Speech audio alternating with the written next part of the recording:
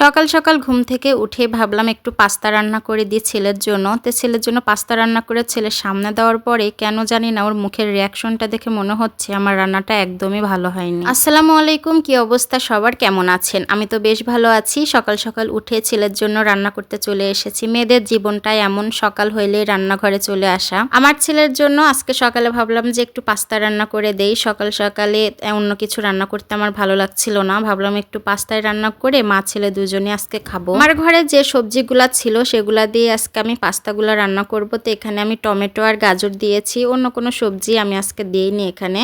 তো এই তো সুন্দর করে সবকিছু দিয়ে কিন্তু এখানে একটু সিদ্ধতে বসাই দিয়েছি, আর এরপর একটু টমেটো সস দিয়ে দিলাম। পাস্তা তো অনেক রকমেরই রান্না করা যায়, তো এই রান্নাটা আমি একটু ইউটিউবে দেখে নিয়েছি, দেখে নিয়ে রান্না করতেছি। মানে আমি আগে কখনো ওইভাবে পাস্তা খাই না, আমার পাস্তাটা বেশি একটা ভালো লাগে না।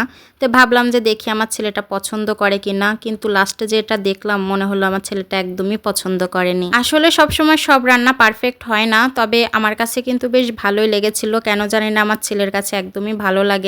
ও হয়তো প্রথমবার এটা খেয়েছে বলে হয়তো বেশি একটা পছন্দ করেনি। পাস্তা রান্না তো আমার হয়ে গেছে, আমি এখানে বাটিতে তুলে নিচ্ছিলাম আমার ছেলেকে দেওয়ার জন্য।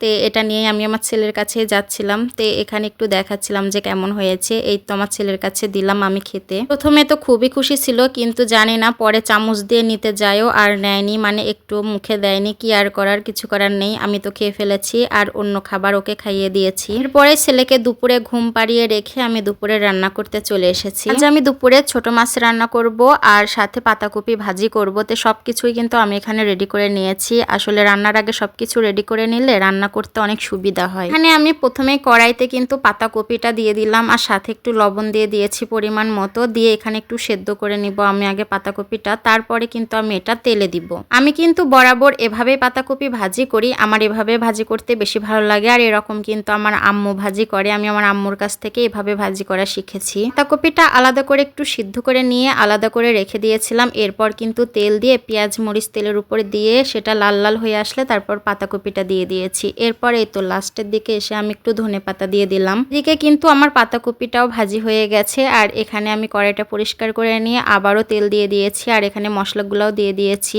আর মশলা দেওয়ার পর এখানে কিছুটা পরিমাণ চিংড়ি মাছ দিয়েছি। আর বরাবরই ছোট মাছের সাথে চিংড়ি মাছটা মিক্সড করে রান্না করলে আমার বেশি ভালো লাগে। তো এই জন্য আমি আলাদা করে এখান থেকে ফ্রিজ থেকে একটু চিংড়ি মাছ বের করে নিয়েছি ছোট মাছের সাথে রান্না করব বলে। আর এই রান্নাটাও কিন্তু আমি আমার আম্মুর কাছ থেকে শিখেছি। আমার আম্মু সবসময় ছোট মাছ রান্না করলে এভাবে একটু কষিয়ে নিয়ে তারপর এভাবে করে রান্না করে, আমিও সেভাবে রান্না করি। আমার এভাবে রান্না করে খেতে এখন বেশি ভালো লাগে। যাই হোক, আজ আমার দুপুরে রান্না বান্না তো এখানেই শেষ। তো এখানে বসে বসে রান্না শেষ করার পর একটু আচার খাচ্ছিলাম। এই আচারটা এত মজা। তা আজ এ পর্যন্তই, সবাই ভালো থাকবেন, সুস্থ থাকবেন, দেখা হবে অন্য কোনো এক ভিডিওতে। আল্লাহ হাফেজ।